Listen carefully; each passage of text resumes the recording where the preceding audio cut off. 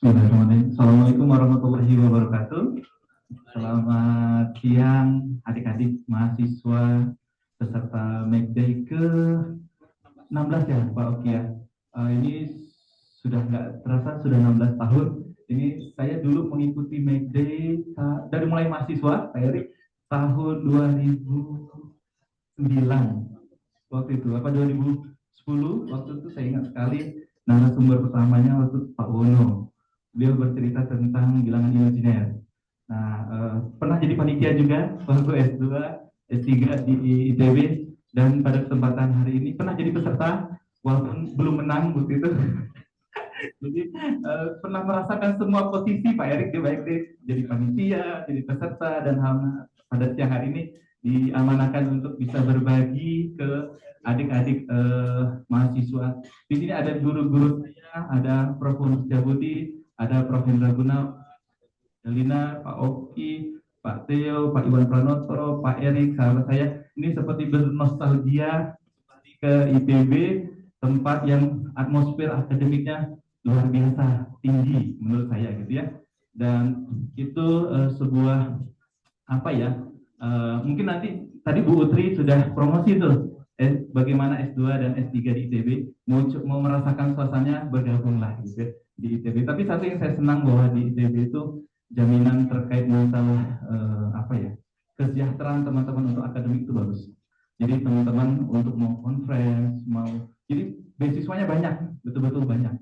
Saya ingat sekali pernah tahun berapa ya, saya conference ke Korea, terus pulang dari Korea masih ada sisa dana, nggak boleh dikembaliin, lalu saya berangkat lagi ke Singapura untuk conference gitu ya, untuk ngabisin dananya saking banyaknya dananya di ITB gitu ya, luar biasa. Tepuk tangan buat Legislat dan S3 ITB yang luar biasa. Maaf.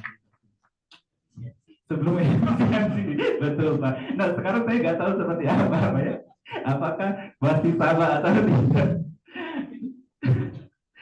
Eh, Terima kasih Ibu Bapak dari KKAG ITB mempercayakan kepada saya untuk berbagi tentang mungkin saya bingung sebenarnya harus berbicara apa di awal, karena dosen-dosen di ITB itu sebetulnya jauh lebih baik, jauh lebih berpengalaman, jauh lebih pantas untuk berbagi. Maka saya kata Pak Erik yang ringan-ringan aja.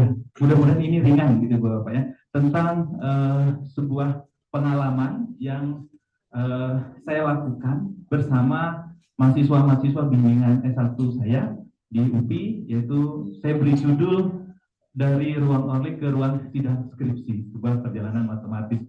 Sebuah ide-ide yang mungkin bisa menjadi inspirasi bagi teman-teman mahasiswa S1 yang barangkali nanti tertarik mengambil eh, keahlian di bidang analisis. Karena jujur sekali sebetulnya Pak Erik, di kami di UPI itu peminat analisis itu sudah mulai menurun gitu. Apa karena saking kompaknya, tertutup dan terbatas gitu. Jadi pesertanya sangat sedikit gitu ya.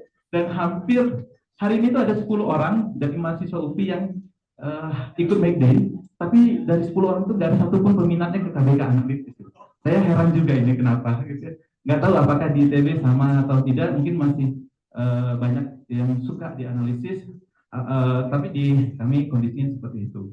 Nah, di sini ada juga sahabat saya Kang Dadang Amir Hamzah yang harusnya sebetulnya bisa juga berbagi pengalaman tentang penerapan analisis begitu nanti.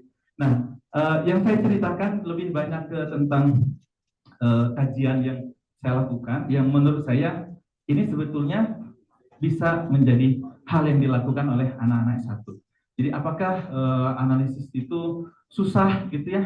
Kalau memang susah sih, ya memang betul sih faktanya tidak mudah, tapi bukan berarti tidak bisa diselesaikan, karena faktanya hal ini juga bisa dilakukan oleh anak-anak mahasiswa S1 gitu ya, yang pernah saya bimbing, dan alhamdulillah pada kesempatan yang ini ada juga yang sekarang lagi studi di ITB, ada Dasep, sebelumnya ada Dina Nur Amalia yang pernah melanjutkan studi di sini, dan rasanya kalau mereka bisa, saya yakin anak-anak yang lain pun juga bisa. Oke, itu begitu. Baik. Nah, sedikit cerita bahwa ini gambaran saja bahwa mungkin teman-teman sudah tahu ada sebuah ruang fungsi yang kita kenal yang sudah sangat umum, yaitu sebuah ruang lebek gitu ya, yang berisi sebuah koleksi fungsi-fungsi yang diintegralkan dan dilengkapi dengan sebuah norma gitu ya. Nah, ada yang versi kontinunya, ada yang ruang barisannya gitu ya, yang kita kenal sebagai ruang barisan lebek atau ruang presumable, mungkin kadang-kadang ada yang menyebutkannya seperti itu. Nah, dari ruang itu dulu awal saat saya menempuh studi S2 di ITB dibimbing oleh Pak Wono, kami mengawali kajian tentang ruang Orlik, yaitu sebuah perumuman dari ruang lebek. Nah, ternyata banyak sekali orang-orang yang juga mengkaji hal yang sama di luar sana. Pikir saya waktu itu, apakah kajian ini tuh bisa atau tidak diterapkan untuk mahasiswa S1? Karena saya punya janji ke pembimbing saya, Prof. Hendra Gunawan, ketika saya lulus S3 bahwa masalah ruang Orlik ini harus menjadi salah satu atmosfer di kampus kami di UPI. Dan alhamdulillah ternyata bagi beberapa mahasiswa S1 ini bisa menjadi kajian yang bisa dilakukan. Pengembangan tentang ruang Orlik waktu itu yang kami kaji adalah sifat inklusinya. Jadi kalau kita punya dua ruang Orlik, kemudian antara dua ruang itu mana sih yang lebih mendominasi? Apakah satu ruang termuat di ruang lain dan sebagainya? Karena kan faktanya pada ruang lebek untuk domain yang berukuran sehingga itu tidak bisa. Jadi kalau kita punya ruang LP dan ruang LQ, apakah LP subset dari LQ atau LQ subset dari LP untuk domain ukurannya sehingga itu tidak bisa kita temukan? Karena ada fungsi yang di sini tidak ada di sini, ada fungsi yang di sini tapi tidak ada di sebaliknya, gitu ya. Lalu kajian yang lainnya yang kami angkat adalah tentang ketaksamaan holder pada ruang tersebut. Jadi kita tahu kalau kita punya kondisi 1/P ditambah 1/Q sama dengan 1/R, untuk PQR yang lebih besar sama dengan 1, kita punya ketaksamaan holdernya. Dan yang menariknya ternyata sebaliknya menjadi berlaku. Kalau kita punya ketaksamaan holder, maka kita punya 1/P ditambah 1/Q sama dengan 1/R. Sehingga syarat cukup dan syarat perlu untuk kesamaan holder pada ruang lebek itu diperoleh. Ya. Nah, pengembangan terus berlanjut. Waktu itu kita mengkaji tentang pada ruang More juga, pada ruang Orlik More. Hanya waktu itu kita masih berbicara pada ruang-ruang kontinu. Tapi di sana, apakah penelitiannya selesai? Ternyata masih banyak yang bolong-bolongnya sampai saat ini. Nah, bolong-bolong ini yang nanti mungkin saya akan bagikan. Jadi memberikan masalah yang mudah-mudahan bisa menjadi oleh-oleh untuk teman-teman bawa ke kampus masing-masing sebagai salah satu bagian dari tugas akhir. Nah, ini mungkin agak kepotong. Ini riset-riset terbaru yang mungkin kami lakukan dua tahun terakhir lah, 2024 dan 2025. Sebagian besar dilakukan oleh mahasiswa bimbingan. Jadi waktu itu pertama kali kami mengembangkan bagaimana ternyata ruang Orlik itu bisa kita perumum dengan mengganti fungsi Yong menjadi Yong S. Jadi kalau di Korea Selatan ada Yong K, kami punya Yong S gitu ya. Kayak salah satu fungsi yang dipandang lebih luas daripada fungsi Yong gitu. Tapi apa itu fungsi Yong, apa itu fungsi Yong S? Nanti kita akan jelaskan. Kajian-kajiannya terus berkembang. Juga dilakukan oleh Liana, kemudian ada Hukma, kemudian ada Dasep gitu ya, dan juga dilakukan oleh beberapa yang baru-baru ini, yaitu dilakukan oleh Pak Idris, bagaimana mendefinisikan sebuah norm, memodifikasi norm pada ruang Orlik dengan mengganti fungsi Young dengan fungsi konkav, disebut sebagai norm faceted. Karena kalau norm itu kan dia memenuhi 4 kondisi. Nah, perkalian skalarnya di sini tidak berlaku, gitu ya. Sehingga ini sebuah hasil yang rasanya baru berapa minggu atau berapa bulan yang lalu terbit di salah satu jurnal Kamindo. Kemudian juga tadi karena adanya fungsi yang juga kami mendefinisikan sebuah ruang lain yang disebut ruang Orlik S. Gitu ya. Ruang Orlik S ini adalah dipandang ruang yang sedikit lebih umum dari ruang Orlik, ketika S-nya 1, dia jadi ruang Orlik, gitu ya. Nah, di situ.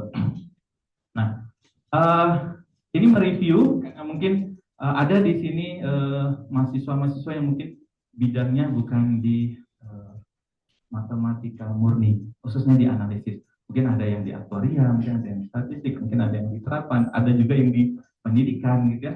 Sehingga rasanya tidak salah saya coba mereview sedikit apa itu yang dimaksud dengan ruang lebek. Jadi ruang lebek itu ada yang kontinu, ada yang barisan.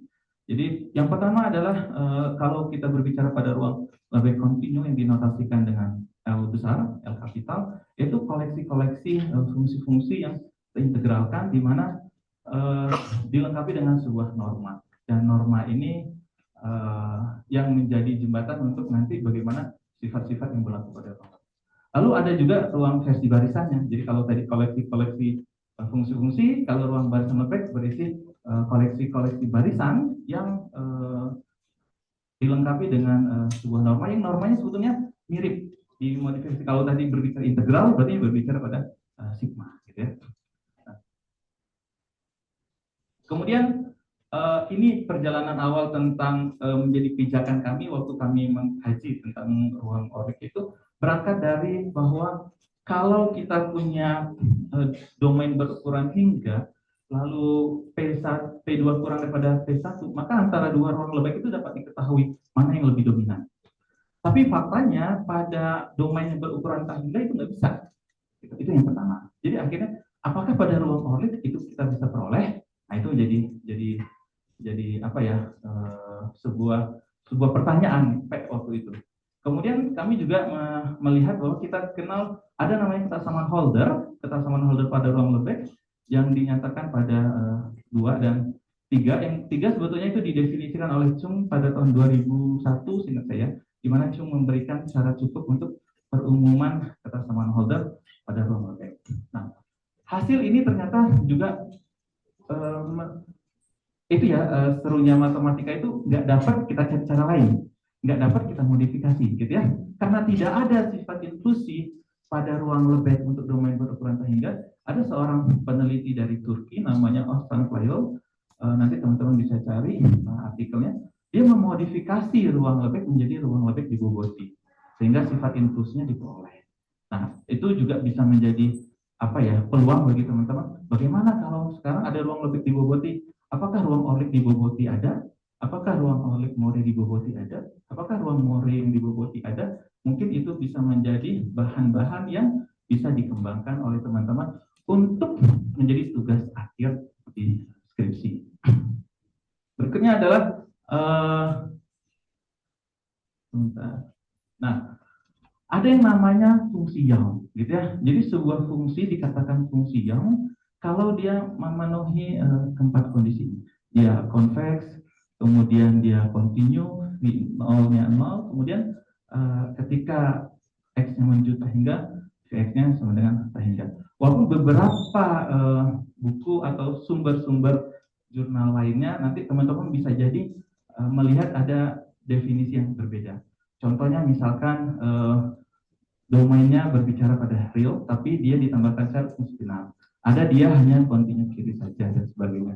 Jadi itu hal yang rasanya tidak menjadi masalah, tergantung keperluannya kemana. Jadi kebetulan kami mendefinisikan seperti ini merujuk kepada definisi yang disampaikan oleh Yushiro Sawano, dan ini beberapa contoh dari fungsi Young. Kemudian ada juga, nah ini awal pendefinisian dari fungsi Young S, gitu ya. Berangkat dari definisi sebuah fungsi konveks S yang didefinisikan oleh Huzik dan Maligranda pada tahun 1994. Ada dua definisi fungsi konveks S. Maka kita nyatakan sebagai fungsi konveks S tipe pertama dan fungsi konveks S tipe kedua. Kedua fungsi ini kami gunakan untuk mendefinisikan ruang Orlik S. Ruang Orlik S yang pertama didefinisikan oleh mahasiswa bimbingan saya waktu itu, Pradipta, kemudian diteruskan oleh Dasep dan dikembangkan pada ruang barisan. Orlik. Kemudian versi yang itu yang versi yang kedua. Sedangkan versi yang pertama baru-baru ini dikerjakan bersama-sama dengan kolega Pak Sofiara Al-Hasmi yang insya Allah mungkin dalam waktu dekat akan jadi mahasiswa S3 di ITB juga, Pak Erik. Kemarin saya dapat kabar mendaftar di sini. Kemudian bersama dengan anak didiknya, mahasiswa S1 dari UNHAN, Universitas Pertahanan Republik Indonesia. Nah, jadi ini adalah topik yang sebetulnya bisa dikerjakan oleh anak-anak S1. Kemudian, nah, apa yang menjadi pembeda antara fungsi Young dan fungsi Young S? Jadi ketika kita berbicara pada fungsi Young, dia hanya mengcover salah satu fungsi yang kita anggap T pangkat P untuk P yang lebih besar sebenarnya satu. Tapi ketika kita berbicara pada fungsi Young S atau menggunakan fungsi convex S, untuk T yang berada di antara 0,1 yang bentuknya seper N, itu salah satu contoh dari fungsi convex S. Jadi maka kami memandang ketika mendefinisikan ruang Orlik dengan mengganti fungsi Young dengan fungsi Young S, cakupannya akan jauh lebih luas. Karena bukan hanya mengcover untuk fungsi T pangkat P yang P-nya lebih besar sama dengan 1, tapi juga untuk fungsi yang pangkatnya berada di antara 0,1. Jadi itu yang menjadi hal yang menarik. Ya. Nah, ini adalah definisi dari ruang Orlik yang disampaikan oleh Wisław Orlik dan Birnbaum pada tahun 1931. Jadi Orlik mendefinisikan sebuah ruang yang lebih umum daripada ruang Lebesgue, gitu ya, di mana mengganti fungsi T pangkat P dengan fungsi Young. Sehingga ketika nanti fungsi Young-nya itu kita ganti jadi T pangkat P, dia menjadi ruang Lebesgue. Mungkin ketika fungsi Young-nya diganti dengan fungsi yang lain, dia menjadi fungsi ruang yang berbeda juga. Ruang Orlik ada tipe kuat dan tipe lemahnya. Ini kenapa dinamakan tipe lemah? Sependek yang saya ketahui bahwa syarat-syarat fungsinya nggak mesti harus terintegralkan. Di mana ruang Orlik itu termuat di ruang Orlik tipe lemah.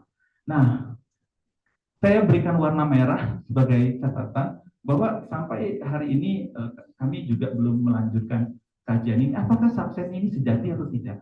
Ada nggak fungsi yang termuat di ruang Orlik tipe lemah, tapi dia tidak termuat di ruang Orlik tipe kuatnya? Kalau pada ruang Morey-nya rasanya sudah dikaji oleh Pak Idris bersama Prof. Hendra Gunawan. Jadi ada ruang Orlik, ada ruang Morey, di mana kedua-duanya ini dipandang sebagai perumuman bagi ruang Lebesgue, gitu ya. Jadi ruang Orlik berdiri sendiri, ruang Morey berdiri sendiri, di mana kedua ruang ini adalah perumuman dari ruang Lebesgue. Tapi di ruang Orlik karena fungsi Young-nya ini sangat sangat, kita bisa bilang sangat umum, karena maka ada nggak fungsi yang termuat di ruang Lebesgue Orlik tipe lemah tapi tidak termuat di ruang Orlik tipe kuatnya? Sampai sekarang itu belum kami temukan, gitu ya.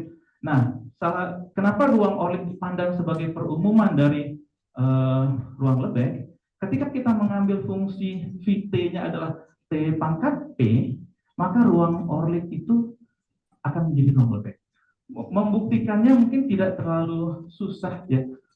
Teman-teman bisa ada gitu. Nah, teman-teman mahasiswa mungkin bisa terima kasih Pak Jasa. Nah, kalau kita punya kan norm pada ruang Lebesgue, yaitu adalah integral dari mutlak F pangkat P pangkat per P, sedangkan norm pada ruang Orlik yaitu infimum dari B positif untuk integral V F per B kurang dari 1. Nah, secara sekilas ini sebetulnya kelihatannya agak jauh bentuknya, gitu. Tetapi ketika teman-teman nanti memilih secara spesifik fungsi Vt-nya sama dengan T pangkat P untuk P yang lebih besar sama dengan 1, maka kedua norma ini sama. Jadi dapat diperlihatkan. Bagaimana memperlihatkan dia sama, ya teman-teman tunjukkan. Satu lebih besar, satu lagi lebih besar. Ya, akhirnya mereka jadi sama, gitu ya. Hanya memanfaatkan sifat suprimum saja dapat diperlihatkan bahwa kedua norma ini sama. Yaitu pertama kita bisa tunjukkan nanti eh, kalau norma ini lebih besar daripada norma ini, khusus untuk kasusnya T pangkat P ya, begitu juga sebaliknya. Idenya dengan memilih nanti ketika, kan ini adalah koleksi-koleksi dari himpunan gitu ya, saat kita memilih B-nya secara spesifik, yaitu integral dari, atau sama dengan norma di FLP, maka B yang seperti ini akan termuat di himpunan ini. Ketika dia termuat, apa yang bisa kita simpulkan? Ini adalah infimum dan B ini adalah anggota. Apa yang dapat kita simpulkan? Maka norma ini lebih kecil daripada yang norma ini. Itu yang pertama. Begitu juga sebaliknya. Jadi hanya memanfaatkan sifat norma saja. Karena waktunya terbatas, mungkin 5 menit lagi Pak. Waduh, mohon maaf Pak. Siap. Padahal slide-nya masih panjang. Kemudian ada sifat inklusi. Ternyata juga antara kita bisa memberikan syarat cukup dan syarat perlu pada sifat inklusi di ruang OLIK maupun ruang OLIK tipe lemah, sehingga inklusi antara ruang OLIK tipe lemah maupun kuat dia ekivalen. Hanya saja apakah subsetnya ini sejati atau tidak itu masih menjadi misteri. Nah, kesamaan Holder pada ruang OLIK ini yang dikerjakan oleh O'Neill pada tahun 19 berapa saya lupa. Dari hasil yang O'Neill ini 1965 ya, dulu bersama Ibu Ifronika kita memberikan perumuman kesamaan Holder pada ruang OLIK. Tapi ini menjadi PR waktu itu karena ternyata bentuk kesamaan Holder pada ruang OLIK itu tidak setajam seperti pada ruang Lebesgue. Maka pada tahun 2022 atau 2023 seingat saya kami memberikan syarat tambahan bagaimana kondisi yang dapat ditambah agar kesamaan Holder pada ruang OLIK itu menjadi lebih baik, sehingga konstantanya itu 1 gitu ya. Dan ini menjadi teorema yang memperumum kesamaan Holder pada ruang Lebesgue. Hanya saja menjadi pertanyaan, waktu itu kami hanya baru bisa membuktikan kondisi ini berlaku pada ruang Lebesgue. Bagaimana ruang OLIK yang bentuknya yang lain? Atau ada nggak syarat yang lain yang bisa kita berikan sehingga kesamaan Holder pada ruang Lebesgue itu menjadi pada ruang OLIK itu menjadi lebih tajam dan malah berlaku sebaliknya. Kan pada ruang OLIK tadi jika A maka B, jika B maka A. Ini baru dapat dibuktikan jika A maka B. B maka A-nya belum tahu bisa atau tidak, gitu ya. Maka ini bisa menjadi PR ataupun oleh-oleh yang dapat dilakukan oleh teman-teman. Nah, ini bentuk perumumannya. Nah, dari hasil yang diperoleh bersama Ibu Ifronika, kita bisa menyimpulkan bahwa ternyata kedua pernyataan ini ekivalen. Nah, ini adalah ruang barisan ORLIK yang didefinisikan oleh Linden Strauss dan Trapezzi pada tahun 1971. Bentuknya hampir sama sebetulnya pada ruang kontinu. Jadi kalau tadi berisinya fungsi-fungsi, ini adalah berisinya barisan-barisan. Gitu ya. Nah, ini hasil yang diperoleh oleh mahasiswa S1 pada tahun 2020 tentang bagaimana syarat cukup untuk sifat inklusi pada ruang OLIK. Tapi sebaliknya masih belum ketemu. Apakah syarat perlunya dapat? Sampai sekarang masih jadi PR. Jadi kalau teman-teman yang tertarik mengkaji di bidang analisis, ini bisa menjadi oleh-oleh yang dikembangkan. Lalu begitu juga untuk kesamaan Holdernya, kami baru dapat syarat cukup. Bagaimana syarat perlunya masih belum untuk ruang barisan, karena ternyata pada ruang barisan tuh lebih berbeda pada ruang kontinu. Gitu ya. Kalau ruang kontinu dia bisa berbicara pada setiap bilangan real positif. Kalau pada ruang barisan dia hanya pada bersifat diskrit gitu. Jadi ngebaliknya itu yang nggak mudah ternyata. Nah, ini perahu juga ternyata memodifikasi ruang OLIK dengan mendefinisikan mengganti normnya. Nah, norm pada ruang OLIK itu sebenarnya ada 3. Ada norm OLIK sendiri, ada norm Luxemburg, dan ada norm Amemia. Dan ketiga norm ini ekivalen. Maka norma yang kami gunakan di sini adalah norm versinya Luxemburg. Jadi kalau teman-teman nanti, bagaimana sih kalau pakai norm Amemia atau norm OLIK-nya sendiri, boleh menjadi kajian yang bisa dikembangkan. Nah, ini dari yang definisi ruang ORLIK S.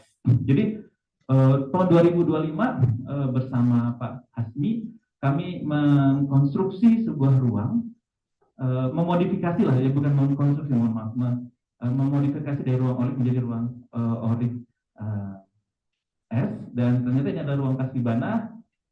Ini definisi barisannya, beberapa sifatnya mirip tadi, sifat inklusi, kesamaan holder. Ini ruang more. Nah, saya tidak berbicara di ruang more ya, karena teman-teman di ITB, Pak Hendra, Pak Denny jauh lebih paham daripada saya. Jadi yang nanti tertarik untuk mengkaji tentang ruang more bisa melanjutkan studi S2 dan S3 di ITB. Nah, ini ruang orlik more-nya versi jadi setelah kami tahu Pak Hendra mendefinisikan ruang barisan more, jadi terpancing dong, ruang barisan orliknya bagaimana? Jadi pokoknya saya selalu mengekor Pak Hendra ngeluarin apa, kami coba mengeluarin versi orliknya. Nah, jadi mungkin istilahnya kayak Cina lah ya. iPhone keluar apa, Cina langsung membuat dami apa versi yang berbedanya gitu ya. Nah, Pak Hendra keluarin paper ini kami coba baca, coba terapin ke orlik, bisa nggak gitu ya. Nah, karena dua-dua ruang ini sama-sama berumuman bagi ruang lebek gitu ya. Nah, ini hasil yang terbaru juga dikerjakan oleh mahasiswa S1 saya yang baru lulus, baru wisuda 2 hari yang lalu. Bagaimana mengkonstruksi ruang barisan orlik more tipe S dipandang lebih umum daripada ruang orlik more barisan. Nah, ini hasil yang kemarin bersama Pak Hasmi tentang ruang orlik tipe S kami dedikasikan sebagai hadiah ulang tahun Pak Wono yang ke-70 tahun. Selamat ulang tahun Pak Wono, semoga panjang umur, sehat selalu, bahagia selalu. Dan saya baru dapat kabar berpurna bakti, senang melihat Bapak sehat. Pak Wono adalah guru saya bersama Pak Hasmi waktu S2 dan waktu S3, dan artikel ini baru diterima di salah satu jurnal di Brazil. Kabar baiknya berapa hari yang lalu baru diterima, masih proses revisi lah. Tapi alhamdulillah ini sudah baik, dan ini kami buat sengaja untuk ucapan selamat ulang tahun kami untuk Pak Wono sebagai guru kami. Terima kasih Pak Wono atas ilmunya sampai sekarang yang masih sangat terasa sekali manfaatnya buat saya dan Pak Hasmi. Tapi ini belum terbit ya teman-teman, masih dalam proses revisi dan submit ulang. Nanti versi terbitnya bisa diakses di jurnal bulletin. Mungkin itu yang dapat saya sampaikan. Oke, banyak peluang yang bisa dikaji oleh teman-teman, bahwa apa yang saya sampaikan tadi baru sebagian kecil, bahwa teman-teman bisa nanti mengembangkan bagaimana yang tadi yang masih bolong-bolong bisa menjadi dikerjakan, lalu bagaimana mempertajam kesamaan holder yang ada pada ruang orlik, karena itu masih dianggap belum sempurna menurut versi kami. Lalu bagaimana mengaplikasi ruang orlik, mungkin yang tertarik keterapan gitu ya, bisa jadi melihat seperti apa terapannya. Kemudian juga bagaimana membangun ruang orlik more dengan menggunakan fungsi konkav, sehingga dia tidak menjadi normal lagi tapi menjadi ruang prinsip. Bedanya di sana gitu ya. Selain itu mungkin ya hal-hal yang menarik bisa dikembangkan pada ruang barisannya. Jadi semua ruang kontinunya kita suka lihat di ruang barisannya bagaimana. Jadi bahkan nanti kalau diberikan bobot seperti apa. Itu yang dapat saya sampaikan. Terima kasih banyak.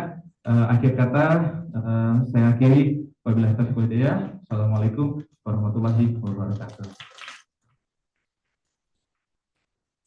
Oh ya, sedikit Pak Oki, mohon maaf.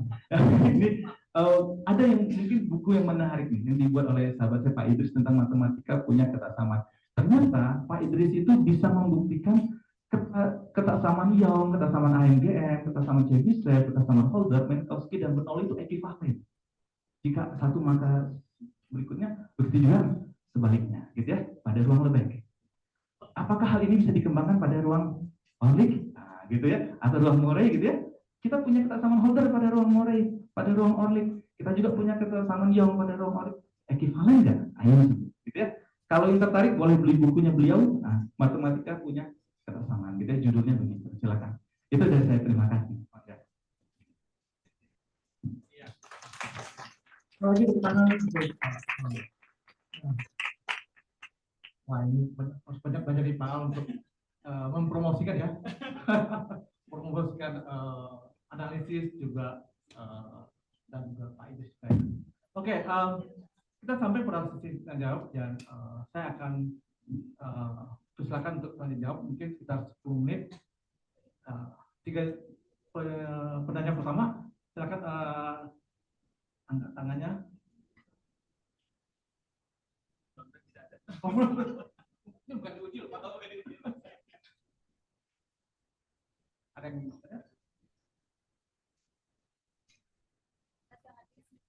oh, ada hadiah tadi itu. Nah, oh makan siang.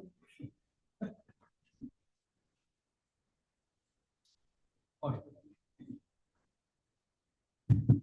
oh, ya. Silakan kalau ada yang Ada yang tadi pertanyaan. ada. Saya nggak salah lihat nggak?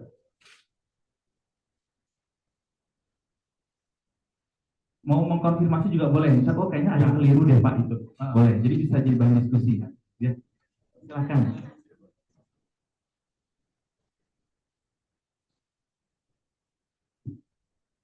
Nah,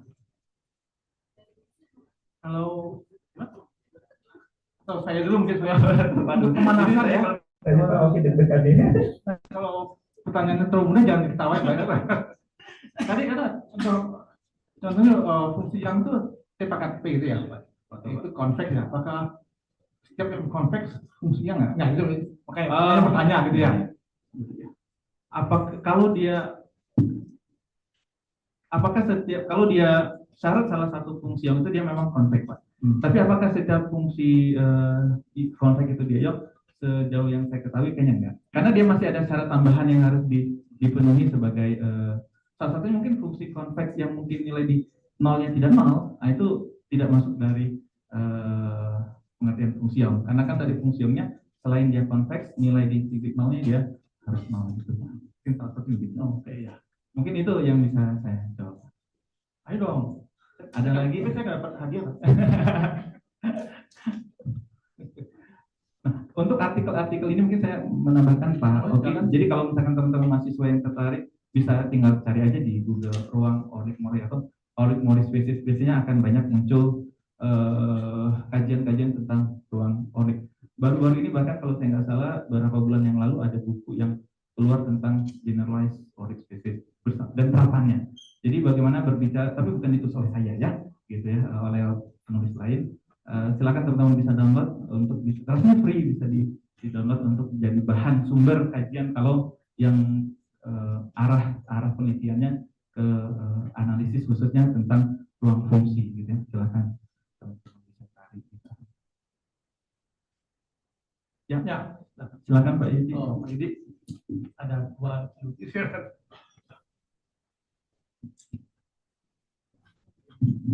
Terima kasih.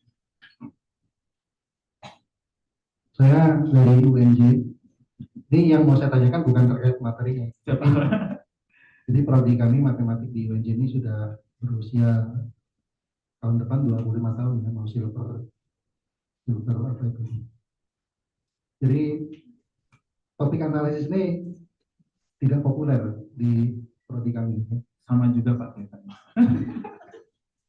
Jadi yang ingin saya tanyakan gimana kalau caranya supaya topik ini bisa jadi populer ya. Kira-kira harus dimulai dari apakah kami menawarkan mata kuliah tertentu pertama sebagai mata kuliah pilihan atau mungkin sebagai mata kuliah wajib. Jadi itu nanti akan jadi pertimbangan untuk kami menyusun kurikulum. Itu Pak. Terima kasih banyak Pak Yudi. Sebetulnya permasalahan hal ini juga sama kami hadapi Pak. Hanya saja biasanya saya lakukan secara personal gitu ya. Jadi di kami itu sama kayak di ITB ada namanya KBK. Jadi ada KBK analisis dan setiap dosen yang punya grant riset biasanya kita akan melibatkan mahasiswa S1.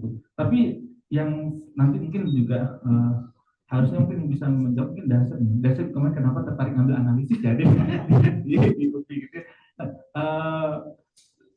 Yang saya lakukan Pak, jadi misalkan saat sedang kuliah gitu ya, misalkan mengisi tentang kuliah di kami ada namanya tentang teori ukuran ya, waktu itu dasar ada mata kuliah teori ukuran, juga ada mata kuliah analisis fungsional. Pada saat mata kuliah itu biasanya saya suka saya selingin untuk bercerita tentang ini, atau biasanya ada tugas tambahan yang saya minta project untuk mengkaji tentang ruang ini. Biasanya itu satu yang yang saya lakukan. Kemudian yang kedua adalah biasanya saya mengiming-imingi sih Pak ya. Ini mengiming-imingi bahwa mahasiswa yang tertarik di bidang analisis bahwa kita sudah punya topiknya dan dari segi pendanaan kebetulan kalau kita punya grant riset kita akan biayai untuk conference dan juga untuk risetnya gitu.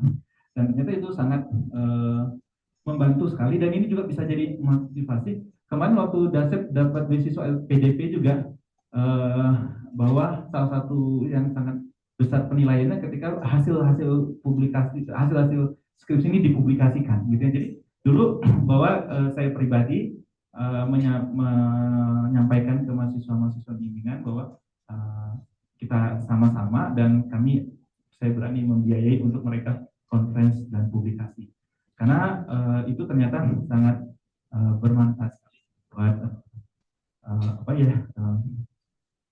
kalau mereka mau melakukan studi lanjutan. Dan kita biasanya ada pertemuan, jadi pertemuan KBK, jadi mahasiswa yang mungkin di tingkat awal yang mulai agak-agak tertarik, kita suruh join, biasanya begitu ya. Jadi entah itu sebulan sekali atau 2 minggu sekali, walaupun mungkin awal masih nggak paham, tapi kita biarkan dia mau nyimak, lalu sesudah itu kita tanyakan apakah ada hal yang menarik untuk bisa dikaji. Paling hanya hal-hal seperti itu sih Pak, yang kami lakukan. Tapi dari segi kurikulum, apakah ada kekhususan yang kami lakukan, karena memang mahasiswa kami juga sekarang banyak yang senangnya itu ke terapan-terapan, jadi bukan ke analisis murninya. Jadi paling secara personal ya paling setahun itu hanya 1-2 ya, maksimal 3 orang yang senang ambil analisis. Tapi dari 3 orang ini saya selalu minta mereka untuk bisa banyak